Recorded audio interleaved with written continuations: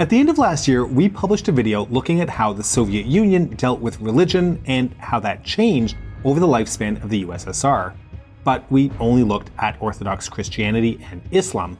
We deliberately avoided Judaism in that discussion since we felt it a big enough topic that it required its own episode. Or episodes, actually.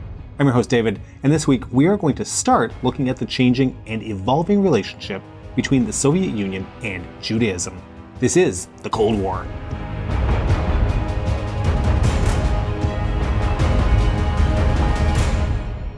I'm a passionate learner, and there is nothing better than finding a new topic to explore and research, which is why I love the sponsor of today's video, Magellan TV. It's the perfect place to start that journey of exploration. Magellan TV's historical documentaries are a fantastic complement for Cold War channel videos. For example, if you've ever wondered about Stalin's rise to power and how he ruled the Soviet Union, then you have to watch Stalin. This documentary studies how the concept of socialism in one's country became a central tenet of Soviet society, literally the backdrop to one half of the Cold War. Don't forget to check out other documentaries in Magellan TV's History's Verdict section to learn more about other mid-20th century leaders. And the good news is, Magellan TV has much more than that. There are more than 3,000 documentaries waiting for you, and hundreds of them are on the history of various eras. I really love the biographical documentaries on Magellan TV, as they're a perfect way to explore the life and times of prominent individuals throughout history. New documentaries are added weekly and available on most devices, including phones and PCs. Magellan TV has a kind and exclusive offer for our viewers. Click the link in the description to get a 1-month free trial and watch hundreds of history documentaries anytime, anywhere. We're going to start this story in 1795 and the Third Partition of Poland. As Polish territory was divided up between Prussia, the Habsburg monarchy, and the Russian Empire, Russia was the big land winner, securing control of the eastern provinces of the Polish-Lithuanian Commonwealth. Along with the land came its inhabitants, which included over 1 million Jews. This territory, known in Russian as the Cherta Osiedlosti, in Yiddish as Der Chum na Moshev, and in English as the Pale of Settlement, was where the Jews of the empire were required to live, with permanent residency outside of the Pale forbidden, with only some specific exceptions allowed. We should also mention that while the greatest number of Jews in the empire lived in the Pale, there was also a significant Jewish community in the Caucasus, the Mountain Jews, who were descended from the Jewish communities of the Old Persian Empire. Now, the Romanov dynasty portrayed itself as the guardians of Christianity and of Orthodox Christians, and generally treated the Jewish communities with considerable contempt and distrust, referring to them as Christ killers. Jews forced to live in the Pale were also largely confined to agricultural communities and were subjected to persecution, discrimination, and pogroms. The word pogrom, by the way, derives from the Russian words pogromit, or to wreck or to destroy. When the Bolsheviks came to power in late 1917, however, it was on a platform of brotherhood of nations, and they immediately prohibited any ethnic-based discrimination in Russia. This was done as part of a bid to win over the different ethnic groups and nationalities that made up the former Russian Empire, and to help consolidate the power of the Communist Party. To this end, and something that we talked about in our episode on Soviet policy towards the nationalities, initial policies were quite progressive in nature. So, quickly to recap, in principle, as well as on paper, the Soviet Union was made up of a union of equal republics. During the 1920s, this manifested itself in a major focus being placed on supporting the economic, social, and cultural progress of nationalities and ethnic groups. It was, however, seen as a temporary phase as the Soviet Union moved away from being the prison of nations, as Lenin had called the empire. Instead, the USSR would allow and assist the social and cultural development of nations, enabling them to reach the social levels necessary to achieve communism, where everyone would be members of a single classless polity. The Jewish community of the Soviet Union was to be included in this development. Except there was a challenge. Soviet policy towards nationalities had a clear hierarchy. Only people with defined lands and territories were considered nations. The Jewish community lacked any defined political territorial unit in the USSR, and as a result, they were lower on the hierarchy, only being considered a nationalnost, a nationality, and not a nation. So, steps had to be taken within that framework. In 1919, the Bolsheviks abolished the Kehila, a Hebrew word meaning congregation, but in practice in the empire, it was the name for the Jewish communal structure. The nationalnost status allowed for the Kehila to be replaced by Soviet structures, including commissariats, soviets, and courts.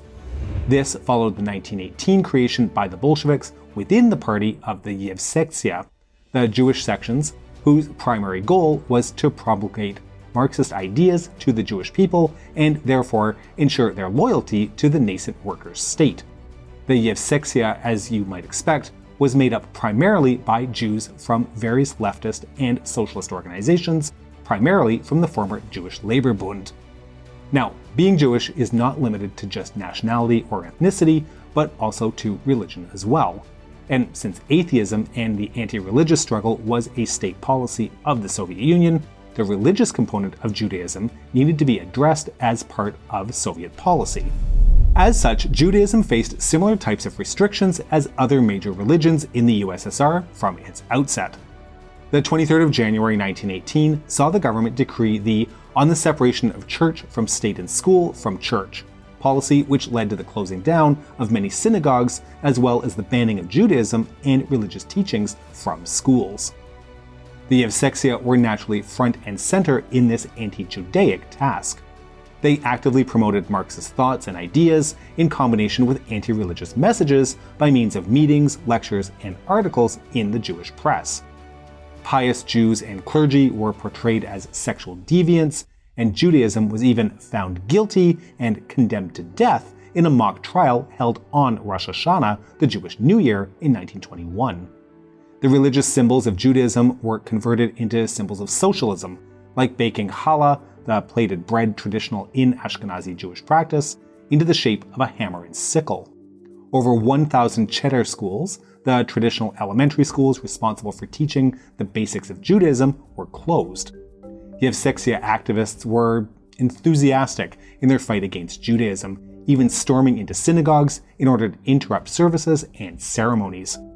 The Yevsektia activist Esther Frumkin explained this fervor like this: "The danger is that the masses may think that Judaism is exempt from anti-religious propaganda, and therefore it rests with the Jewish communists to be even more ruthless with rabbis than non-Jewish communists are with priests.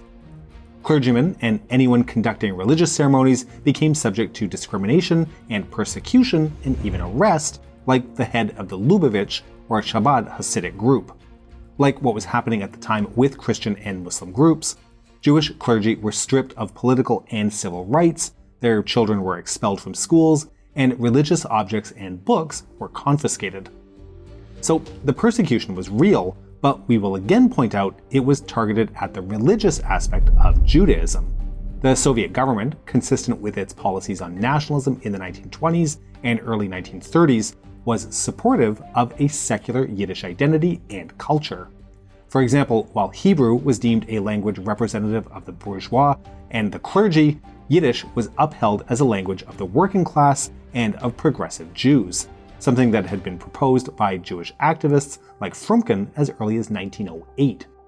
The result of this was the dramatic rise in the use of Yiddish in the Soviet education system and in cultural programs.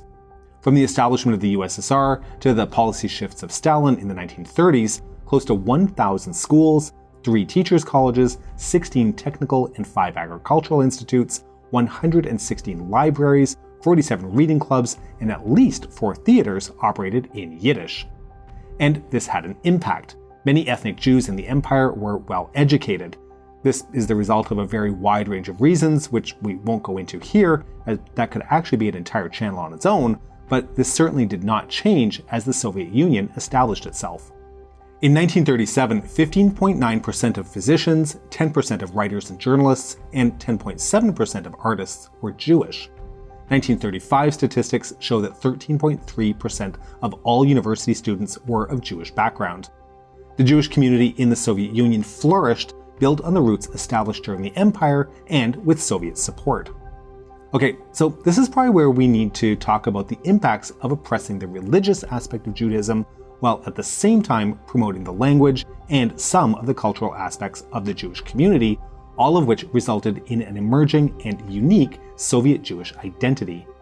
Historian Anna Vinogradov has stated that the religious Jewish identity was specifically suppressed in favor of a secular Soviet Yiddish identity.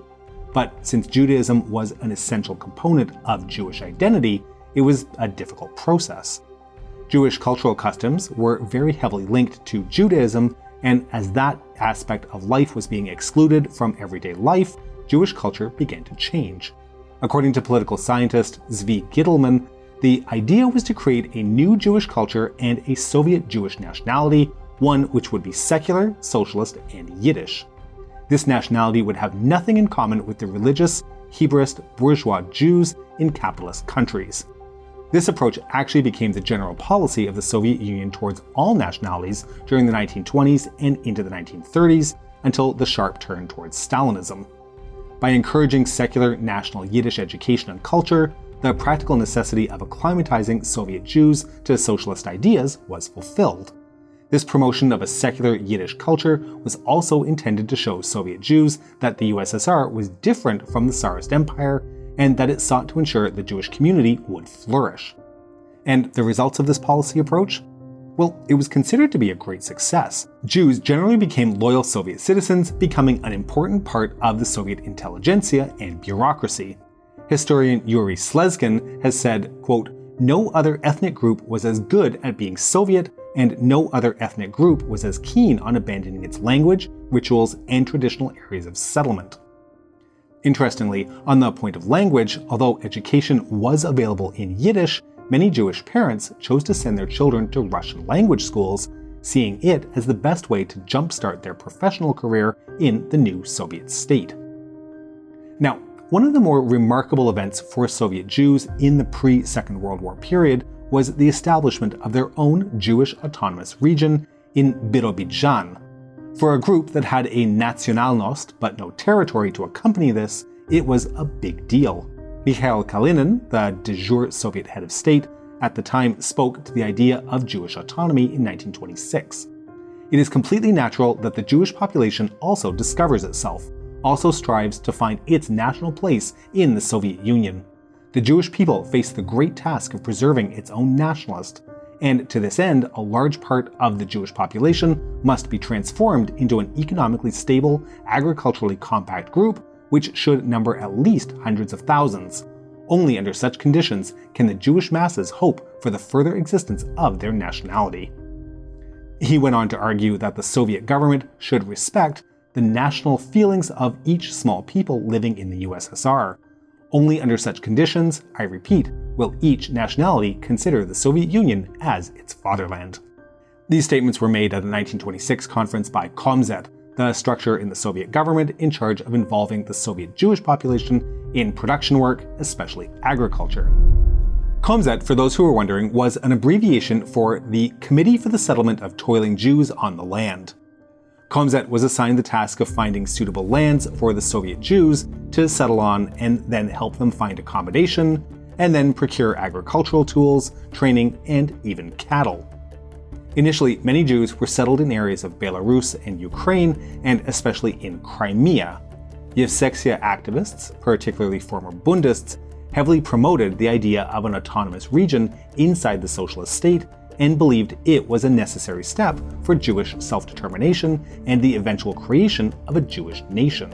Esther Frumkin said this: "Among all the peoples and tribes to whom October has opened new possibilities is also the extraterritorial Jewish people. This is not yet a nation in the strict scientific sense of the word because it has neither territory nor a common economy. But naturally, in the practical policy of the party and of Soviet power, nations, peoples, tribes, are all treated as separate national units which have equal rights to national development. Under the dictatorship of the proletariat, the possibility of consolidating itself as a nation opens up to the Jewish people." Frumkin's thoughts were echoed in 1927 by Abram Bragin, himself a former Zionist, who said, "The significance of our work is that we are laying the foundation for the national self-determination of the Jewish nation, as set forth in the policy of the Communist Party and the Leninist conception of the problem. So, as I just mentioned, Crimea was a popular choice for the creation of an autonomous republic, but that didn't end up happening. Instead, a region of the Russian Far East in Khabarovsk Oblast, along the Chinese border, was chosen. 4.5 million hectares of land was chosen for the Jewish people to live and produce on. 4.5 million hectares of remote and rough terrain. The first Jewish settlers arrived in April of 1928 and began to establish their first settlement, named Wartime. 2 years later, there were 9 settlements, including 3 schools in the region. In 1932, the Soviet government added Birobidzhan as a separate economic unit to the State Planning Committee, and in 1934, the Jewish Autonomous Region was formally established, separated from Khabarovsk Oblast. For the first time in centuries, the Jewish people had an officially recognized territorial unit. Yiddish was the official language, and even the streets of Birobidzhan were named after prominent members of the Jewish community. The Jewish Autonomous Region was a socialist alternative to the Zionist project emerging in Palestine. Soviet propaganda portrayed Birobidzhan as a socialist utopia. Keeping in mind that this was during the Great Depression, many Jews from around the world, including the United States, Argentina, and even Palestine, immigrated to Birobidzhan in search of a better life. The goal of the Soviet government was to transform the region into an economically productive group, in line with Marxist-Leninist dogma.